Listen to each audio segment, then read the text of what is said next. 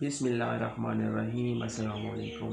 کفیل صاحب کا چھوٹا بیٹا غریب تھا، اس لیے وہ بڑے بیٹے کے پاس رہتے تھے جو کمشنر تھا، جبکہ ان کی اپنی پینشن بھی تھی۔ ایک دن اماں نے چھوٹے بیٹے کے بچوں کو سڑک پر سموسے بیچتے ہوئے دیکھا تو دل دہل گیا اور کفیل صاحب سے بولی چھوٹے بیٹے کے پاس چلے جانا چاہیے، اس کی حالات اچھی نہیں ہیں۔ کفیل صاحب نے غصے میں کہا تم بھی نکارہ کے پاس چلی جاؤ، تو وہ چھوٹے کے پاس چلی آئی تو وہ بہت خوش ہوئے اور کافی دن گزر گئے تو کفیل صاحب بیوی کے حال دیکھنے چلے گئے تو سامنے کا منظر دیکھ کر ان کی آنکھیں پھٹی کی پھٹی رہ گئی۔ کفیل صاحب وہ دیکھیں وہ اپنے ساجد کا بیٹا مسجد کے پاس کھڑا ہے نا، دیکھیں وہ سموسے بیچ رہا ہے۔ سکینہ بی بی نے جیسے ہی سامنے سڑک کے کنارے اپنے پوتے کو سموسوں کی ٹوکری اٹھائے کھڑے دیکھا تو اس کا دل دہل گیا۔ وہ ایک لمحے کے لیے جیسے ساکت ہو کر رہ گئی، اس کی نظریں بار بار چھوٹے سے بچے پر جا کر رک جاتی تھی۔ اس کے ہاتھ میں ایک پرانی سی ٹوکری تھی جس میں اخبار کے کاغذ میں لپٹے ہوئے سموسے رکھے تھے۔ وہ ہر آنے جانے والے کے سامنے روک کر ایسا سی آواز میں کہہ رہا تھا سموسے لے لیں، گرم سموسے ہیں۔ لیکن اگلا منظر اس سے بھی زیادہ تکلیف دہ تھا۔ سکینہ بی بی کی نظر جب ذرا آگے گئی تو اس نے دیکھا کہ اس کے ساتھ دو اور بچے بھی کھڑے تھے، وہ بھی اس کے اپنے ہی پوتے پوتی تھے۔ ایک تو ابھی بہت چھوٹا تھا، اس کے ہاتھ میں ایک چھوٹا سا تھیلا تھا جس میں وہ پیسے جمع کر رہا تھا۔ دوسرا ذرا بڑا تھا اور لوگوں کو آوازیں لگا رہا تھا، ساتھ میں ان کی معصوم پوتی بھی تھی۔ وہ سب چھوٹے چھوٹے معصوم بچے تھے، ان کی کھیلنے کودنے کے دن تھے، ان کے ہاتھوں میں تو کھلونے ہونے چاہیے تھے، ان کے کاندھوں پر تو سکول کا بستہ ہونا چاہیے تھا، مگر وہ سڑک کے کنارے کھڑے سموسے بیچ رہے تھے۔ آنے جانے والے لوگوں کے سامنے رک رک کر منتیں کر رہے تھے کہ کوئی ان سے سموسہ خرید لے۔ یہ منظر دیکھ کر سکینہ بی بی کی آنکھوں میں نمی سی اتر آئی، دل جیسے کسی نے مٹھی میں جکڑ لیا ہو۔ کفیل صاحب نے بھی ایک نظر ادھر ڈالی اور پھر بے پرواہی سے سر جھٹک دیا۔ ان کے چہرے پر ذرا سی بھی نرمی نہیں آئی۔ وہ نکارہ ہے، جب خود سے کمائی کی نہیں جاتی تو بچوں کو بھی کمائی پر لگا دیا ہے، مجھے اس سے کوئی مطلب نہیں ہے، چلو یہاں سے، وہ کہہ کر آگے بڑھ گئے۔ سکینہ بی بی خاموشی سے ان کے پیچھے چل تو دی، مگر اس کے قدم جیسے بوجھل ہو گئے تھے۔ اس کا دل اس منظر میں اٹک کر رہ گیا تھا۔ وہ بار بار مڑ کر بچوں کو دیکھنا چاہتی تھی، مگر کفیل صاحب کی موجودگی میں وہ کچھ کہہ بھی نہیں سکتی تھی۔ ان کی 3 ہی تو اولادیں تھیں، ایک بیٹی جو دوسرے شہر میں بیاہی گئی تھی، بڑا بیٹا جو اب ایک بڑا آفیسر تھا اور کمشنر کے عہدے پر فیض تھا، ایک چھوٹا بیٹا ساجد جو ہمیشہ سے ہی کمزور قسمت کا مالک رہا تھا۔ کفیل صاحب اور سکینہ بی بی اب شہر میں اپنے اسی بڑے بیٹے کے ساتھ رہتے تھے۔ بڑے گھر میں رہائش تھی، نوکر چاکر تھے، ہر طرح کی سہولت موجود تھی، اوپر سے کفیل صاحب کی اپنی پینشن بھی آتی تھی، اس لیے وہ کسی پر بوجھ بھی نہیں تھے۔ لیکن سکینہ بی بی کے دل میں آج عجیب سی بے چینی تھی، نہ جانے میرے بچے کے حالات کیسے ہوں گے۔ اس نے اپنے دل میں سوچا، کون سی ایسی مجبوری آ گئی کہ اس نے اپنے بچوں کو اتنی دور شہر میں سموسے بیچنے کے لیے بھیج دیا۔ یہ خیال آتے ہی اس کے ذہن میں ماضی کی تصویریں گھومنے لگی۔ ساجد بچپن میں بہت زیادہ بیمار رہا تھا، جب وہ صرف 5 سال کا تھا تو اسے ڈبل نمونیا ہو گیا تھا، کئی دن وہ ہسپتال میں پڑا رہتا تھا۔ سکینہ بی بی دن رات اس کے سراہنے بیٹھی رہتی تھی، کئی مرتبہ تو ڈاکٹروں نے بھی ہاتھ کھڑے کر دیے تھے کہ بچے کی حالت بہت نازک ہے۔ اسی بیماری کے دوران اس کے دماغ پر بھی اثر پڑ گیا تھا۔ ڈاکٹروں نے بتایا تھا کہ ساجد کا دماغ مکمل طور پر کمزور نہیں ہے، مگر وہ ذہنی دباؤ پر مسلسل دماغی مشقت برداشت نہیں کر سکے گا۔ مشکل پڑھائی یا ذہنی حساب کتاب اس کے لیے مشکل ہو سکتا ہے، لیکن جسمانی طور پر وہ بالکل ٹھیک تھا، دوڑتا بھاگتا تھا، محنت مزدوری کر سکتا تھا۔ سکینہ بی بی کو آج بھی وہ دن یاد تھا جب ڈاکٹر نے انہیں ایک طرف لے جا کر کہا تھا آپ کا بیٹا زندہ تو رہے گا، مگر اس کی ذہنی برداشت کمزور رہے گی، اسے زیادہ دباؤ نہ دیجیے گا۔ وہ دن سکینہ بی بی کے لیے بہت بھاری تھا، مگر ساجد ایک عجیب بچہ تھا، بیماریوں کے باوجود اس کے دل میں پڑھنے کا بے حد شوق تھا۔ جب اس کا بڑا بھائی اسکول جانے لگتا تو ساجد بھی اس کے پیچھے پیچھے دروازے تک آ جاتا اور ضد کرتا کہ وہ بھی اسکول جائے گا۔ ایک دن تو اس نے روتے روتے بستہ ہی اٹھا لیا تھا اور کہنے لگا تھا اماں میں بھی اسکول جاؤں گا، میں بھی پڑھوں گا۔ سکینہ بی بی نے اس دن اسے بڑی مشکل سے سمجھایا تھا، پھر کچھ سال بعد اسے اسکول میں داخل بھی کروا دیا تھا، لیکن زیادہ پڑھائی اس کے پاس کی بات نہیں تھی۔ کچھ دیر کتاب دیکھتا تو سر میں درد شروع ہو جاتا۔ استاد بھی اکثر شکایت کرتے کہ ساجد پڑھائی میں کمزور ہے۔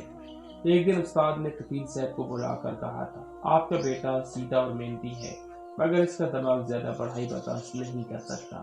اس دن کفیل صاحب کو بہت غصہ آیا تھا۔ انہوں نے گھر آ کر ساجد کو ڈانٹا بھی تھا، مگر سکینہ بی بی نے بیٹے کو سینے سے لگا لیا تھا۔ ساجد نے چند سال پڑھنے کی کوشش کی، پھر خود ہی پڑھائی چھوڑ دی۔ اس نے کہا تھا کہ وہ مزدوری کر لے گا مگر گھر پر بوجھ نہیں بنے گا۔ اس کے بعد سے وہ کبھی کسی کھیت میں مزدوری کرتا تو کبھی کسی مستری کے ساتھ کام سیکھنے لگتا۔ اس کے ہاتھ ہمیشہ کام میں مصروف رہتے تھے۔ بڑا بھائی پڑھ لکھ کر بہت آگے نکل گیا، قسمت بھی اس کے ساتھ تھی۔ وہ مقابلے کے امتحان پاس کر کے آفیسر بن گیا۔ پھر ایک بڑے گھرانے میں اس کی شادی ہو گئی اور وہ شہر میں جا کر بس گیا۔ گاؤں میں کیا تھا، بس ایک پرانا سا گھر اور 1 ایکڑ زمین۔ وہ زمین بھی ساجد کے پاس ہی رہ گئی تھی۔ وہی اس پر کھیتی باڑی کرتا تھا اور مزدوری بھی کر لیتا تھا۔ اس کی شادی بھی گاؤں کی ایک سادہ سی لڑکی سے ہوئی تھی۔ وہ لڑکی بھی اس کے ساتھ ہر حال میں خوش رہنے کی کوشش کرتی تھی۔ سکینہ بی بی جب کبھی گاؤں جاتی تو دیکھتی کہ دونوں میاں بیوی بڑی محنت سے زندگی گزار رہے ہیں۔ کپڑے سادہ ہوتے تھے مگر چہروں پر سکون ہوتا تھا۔ لیکن آج یہ منظر دیکھ کر سکینہ بی بی کا دل جیسے ٹوٹ گیا تھا۔ وہ کئی دن تک اسی سوچ میں گم رہی۔ بار بار اسے اپنے پوتوں کے چہرے یاد آتے، ان کے ہاتھوں میں سموسے کی ٹوکریاں، ان کی معصوم آوازیں۔ آخر ایک دن اس نے ہمت کر کے کفیل صاحب سے کہا، چلیے نا ایک بار چھوٹے بیٹے کے پاس چلتے ہیں، نہ جانے اس کے حالات کیسے ہیں، گھر کا گزارا کیسے ہو رہا ہے، کیوں چھوٹے بیٹے بچوں کو سکول کی بجائے یہاں سموسے بیچنے پر لگا رکھا ہے۔ کفیل صاحب نے اس کی بات سنتے ہی غصے سے بھویں چڑھا دی۔ وہ بچپن سے ہی نکارا ہے، اگر تمہیں جانا ہے تو شوق سے چلی جاؤ، میں تو نہیں جانے والا، میں اپنے بڑے بیٹے کے ساتھ ہی ٹھیک ہوں، یہاں آرام بھی ہے اور کھانا بھی مفت کا ملتا ہے۔ پھر تندی انداز میں بولے، اس کے پاس جاؤں گا تو لگتا ہے اپنی روٹی خود کمانی پڑے گی اور اس کا پیٹ بھی پالنا پڑے گا۔ ان کی یہ باتیں سکینہ بی بی کے دل میں تیر کی طرح چبھ گئی، مگر وہ خاموش رہی۔ وہ جانتی تھی کہ بحث کا کوئی فائدہ نہیں، ماں کا دل تو آخر ماں کا دل ہوتا ہے، وہ اپنی اولاد میں فرق نہیں کر سکتی تھی۔ ادھر کفیل صاحب کے دل میں ایک اور خوف بھی تھا۔ انہیں لگتا تھا کہ اگر وہ چھوٹے بیٹے کے پاس جا کر رہنے لگی تو وہ اپنی غربت کی وجہ سے ان کی پینشن کو بھی اپنا حق سمجھنے لگے گا۔ انہیں یہ گمان تھا کہ وہاں رہنے کی صورت میں انہیں مجبوراً اپنی پینشن بھی اس کے حوالے کرنی پڑے گی۔ مگر سکینہ بی بی کے دل میں صرف ایک ہی سوال تھا، آخر میرے بچے پر ایسی کون سی مصیبت آ گئی ہے کہ اس کے معصوم بچوں کو بھی سڑکوں پر سموسے بیچنے پڑ رہے ہیں۔ کفیل صاحب کی بات سن کر سکینہ بی بی کچھ دیر تک خاموش بیٹھی رہی۔ ان کے دل میں عجیب سا بوجھ تھا۔ وہ جانتی تھی کہ کفیل صاحب ضدی مزاج کے آدمی ہے، ایک بار جو بات کہہ دے پھر اسے پیچھے ہٹنا ان کے لیے بہت مشکل ہوتا ہے۔ مگر ایک ماں کا دل اپنے بچے کے لیے بے چین ہو تو اسے کیسے روکا جا سکتا ہے۔ اس رات سکینہ بی بی دیر تک جاگتی رہی۔ بار بار ان کے سامنے اپنے پوتوں کا وہی منظر آ جاتا، ننھے ننھے ہاتھوں میں سموسوں کی ٹوکریاں، سڑک پر کھڑے ہو کر لوگوں سے منتیں کرتے ہوئے بچے۔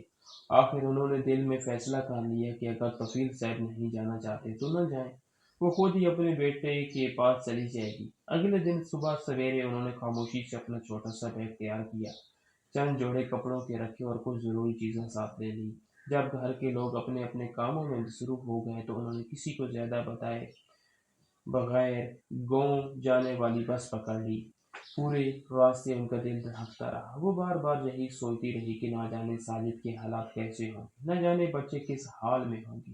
کئی گھنٹوں کے سفر کے بعد جب وہ گاؤں پہنچی تو سورج کافی اوپر آ چکا تھا۔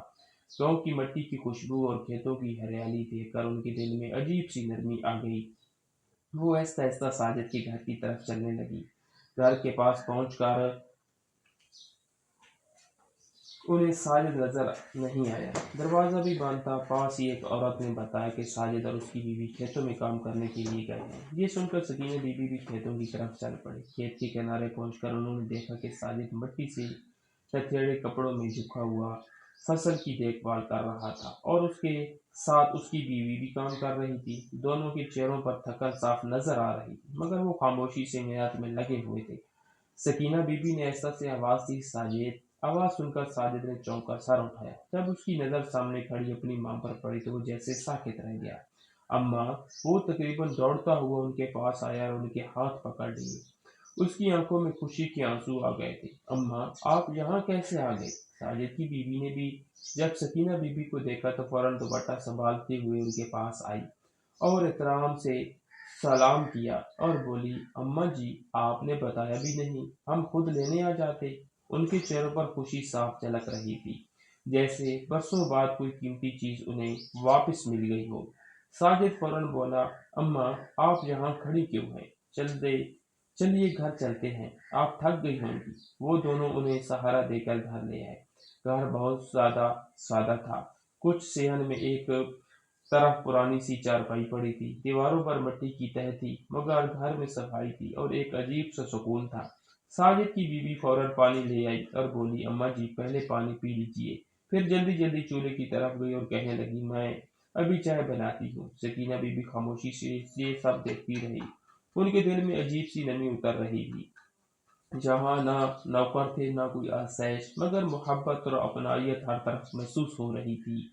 साजिद बार बार उनके पास बैठकर उनकी खैरियत पूछ रहा था और कह रहा था, अम्मा, आपने हमें बताया क्यों नहीं? हम खुद आ जाते। सकीना बीबी ने बस मुस्कुराकर उसके सर पर हाथ फेरा। उन लम्हों में उन्हें बेइख्तियार शहर वाला घर याद आने लगा। वो बड़ा सा बंगला जहाँ हर सहूलत मौजूद थी, मगर वहाँ अजीब सी खामोशी रहती थी। बड़े बेटे की बीवी बहुत पढ़ी लिखी और ऊंचे खानदान की थी। शुरू शुरू में सकीना बीबी को लगा था कि शायद वक्त के साथ वो घुल मिल जाएगी, मगर ऐसा कभी नहीं हुआ। वो हमेशा फासले बनाकर रखती थी, ज्यादातर वक्त अपने कमरे में रहती और अपनी सहेलियों के साथ मसरूफ रहती। सकीना बीबी के पास बैठकर दो बातें करने की भी उसे फुर्सत नहीं होती थी।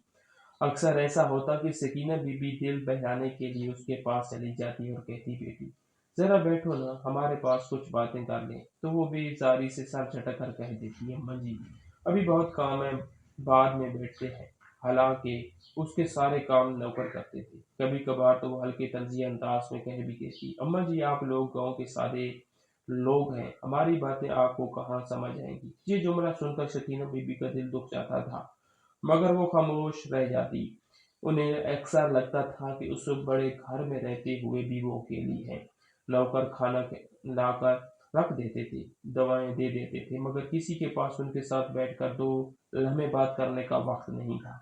और आज यहाँ इस छोटे से घर में बैठकर उन्हें अजीब सा सुकून महसूस हो रहा था। साजिद की बीवी चाय ले आई और उनके सामने रख दी और बोली, अम्मा जी, आपने रास्ते में कुछ खाया भी नहीं था या खाया था? इसके लहजे में खलूस था। सकीना बीबी ने अपने बेटे और बहू को देखा, जो सारा दिन खेतों में मेहनत करते थे। कपड़े मिट्टी से भरे हुए थे, मगर आंखों में अपनायत थी। उनकी आंखों के कोने नम हो गए। उन्होंने दिल ही दिल में सोचा कि शायद इंसान की असल दौलत यही मोहब्बत होती है, जो बड़े घरों में नहीं बल्कि छोटे दिलों में मिलती है। कफील साहब को ये बात अच्छी तरह मालूम थी कि सकीना बीबी कहाँ गई होंगी। वो जानते थे कि माँ का दिल ज्यादा देर तक अपने बच्चों की फिक्र से दूर नहीं रह सकता। इसीलिए शुरू के दिनों चंद दिन उन्होंने इस बात को ज्यादा परवाह नहीं की। वो समझते रहे कि शायद सकीना बीबी का दिल भर जाएगा तो खुद ही वापस आ जाएगी। मगर दिन गुजरते गए, एक हफ्ता गुजर गया, फिर दूसरा हफ्ता बीतने लगा, मगर सकीना बीबी का कोई पैगाम न आया। अब तफील साहब के दिल में हल्की सी बेचैनी पैदा होने लगी। एक शाम वो अपने कमरे में अकेले बैठे थे। नौकर खाना रखकर जा चुका था, मगर उनका दिल खाने को नहीं जा रहा था। अचानक उन्हें एहसास हुआ कि इस बड़े से घर में अजीब सी खामोशी फैली हुई है। सकीना बीबी की मौजूदगी में यहाँ घर कुछ और लगता था, और वो कभी किचन में जाकर नौकरों से बातें कर लेती, कभी सेन में बैठकर पौधों को पानी देती, कभी आकर उनसे ही बातें करने लगती। मगर अब घर में सिर्फ सन्नाटा था। उसी दौरान उन्हें शहर वाली बहू का रवैया भी याद आने लगा। सकीना बीबी अक्सर उनके पास बैठने की कोशिश करती थी, मगर वो हमेशा किसी न किसी बहाने से उठ जाती थी। ना उसने कभी सकीना बीबी के सर में तेल लगाया, ना उसके साथ बैठकर चाय पी। कभी कभी तो वो 2 दिन तक ये भी नहीं पूछती थी कि अम्मा जी ने खाना खाया है या नहीं। ये सब बातें सोचते हुए तफील साहब के दिल में एक अजीब सी खलिश पैदा होने लगी। आखिर एक सुबह उन्होंने फैसला कर लिया कि वो खुद जाकर सकीना बीबी की खैरियत मालूम करके आएंगे। अगले दिन वो गांव जाने वाली बस में बैठ गए। रास्ते बाहर वो खामोश बैठे रहे। दिल में तरह तरह के ख्याल आते रहे। वो यही सोचते रहे कि न जाने सकीना बीबी वहाँ किस हाल में होंगी। कहीं ऐसा न हो कि साजिद की गुर्बत में खुद भी तकलीफ उठा रही हो। कई घंटों के सफर के बाद जब वो गांव पहुंचे तो सीधा साजिद के घर की तरफ चल पड़े। जैसे ही वो घर के करीब पहुंचे तो एक अजीब सा मंजर देखकर उनके कदम रुक गए। सेहन में सकीना बीबी चारपाई पर बैठी थी और उनके सामने उनकी बहू जमीन पर बैठी उनके पांव दबा रही थी। पास ही चूल्हे पर एक कुछ पक रहा था और साजिद पानी का घड़ा भर कर ला रहा था। बच्चों की हंसी आवाजें भी सेहन में गूंज रही थी। कफील साहब कुछ लम्हों के लिए वहीं खड़े रह गए। उनकी आंखें हैरत से फैल गई। उन्होंने सोचा था कि यहाँ गुर्बत और परेशानी का आलम होगा, मगर यहाँ तो मंजर ही कुछ और था। सादगी जरूर थी मगर माहौल में मोहब्बत और सुकून था। सकीना बीबी की नजर जैसे ही दरवाजे की तरफ गई तो वो फौरन खड़ी हो गई। अरे आप यहाँ कैसे आ गए? उनकी आवाज में खुशी और हैरत दोनों शामिल थी। साजिद भी फौरन आगे बढ़ा और अदब से बोला, अबू जी आपने बताया होता तो मैं खुद लेने आ जाता। आइए, अंदर आइए। बहू ने भी फौरन दुपट्टा संभाला और एहतराम से सलाम किया और जल्दी से एक साफ चादर चारपाई पर बिछा दी। अबू जी आप बैठिए, मैं अभी चाय बनाती हूँ। बच्चों ने भी दौड़कर दादा के हाथ चूमे। तफील साहब ये सब देखते रह गए। उनके दिल में अजीब सा एहसास जाग रहा था। उन्हें वो शहर वाला घर याद आया जहाँ सकीना बीबी को कोई पूछता तक नहीं था और जहाँ ये सादा सी बहू उनके पांव दबा रही थी और उनकी हर बात का ख्याल रख रही थी। वो खामोशी से चारपाई पर बैठ गए। कुछ देर बाद उनकी नजर दरवाजे की तरफ गई जहाँ साजिद के बच्चे बैठे थे। उनके सामने एक टोकरी रखी हुई थी जिसमें समोसे रखे थे। तफील साहब के जहन में फौरन वही पुराना मंजर ताजा हो गया जब उन्होंने बच्चों की सड़क पर समोसे बेचते देखा था। उन्होंने थोड़ा सख्त लहजे में पूछा, साजिद ये बच्चे समोसे बेचने जाते हैं? साजिद मुस्कुरा दिए, जी अबू जी जाते हैं। ये सुनकर कफील साहब के माथे पर बल पड़ गए, मगर साजिद ने फौरन नरमी से कहा, अबू जी ये मजबूरी नहीं है, मैंने खुद इन्हें ये काम सिखाया है। कफील साहब ने हैरत से उसकी तरफ देखा। साजिद दहशत से बोला, अबू जी मैं चाहता हूँ कि मेरे बच्चे जिंदगी के हर हाल में जीना सीखें। इंसान के हाथ में कोई हुनर हो तो वो कभी भूखा नहीं सोता। मैंने इनसे कहा है कि पढ़ाई भी करो और मेहनत से डरो भी मत। आज अगर ये समोसा बेचना सीख लेंगे तो कल किसी मुश्किल वक्त में घबराएंगे नहीं। पास बैठा बड़ा पोता बोल उठा, दादा अब हम रोज थोड़ी देर मस्जिद के पास जाकर समोसे बेचते हैं, फिर वापस आकर पढ़ाई भी करते हैं। अबू कहते हैं मेहनत करने वाला कभी छोटा नहीं। कफील साहब खामोश हो गए। उनके दिल में जैसे कोई बात उतरती चली गई। उन्होंने एक नजर अपने बेटे की तरफ देखी जो सादा कपड़ों में था, मगर चेहरे पर इज्जत और खुददारी साफ झलक रही थी। उनकी नजर फिर सलीना बीबी पर पड़ गई जो मुस्कुरा रही थी। उनके चेहरे पर सुकून था, वो सुकून जो बड़े शहर के बंगले में कभी नजर नहीं आया था। कफील साहब ने ऐसा से गहरी सांस ली, फिर धीरे से बोले, साजिद बेटा तुमने ठीक किया है, बच्चों को मेहनत की कदर सिखाना बहुत जरूरी है। फिर वो कुछ देर खामोश बैठे रहे और उनके दिल में पहली बार ये एहसास पैदा हुआ कि असल अमीरी बड़े घरों या बड़े ओहदों में नहीं होती बल्कि दिलों की मोहब्बत और मेहनत की इज्जत में होती है। इस लम्हे उन्हें यूं लगा जैसे वो जिंदगी का एक बहुत बड़ा सबक सीख चुके हैं।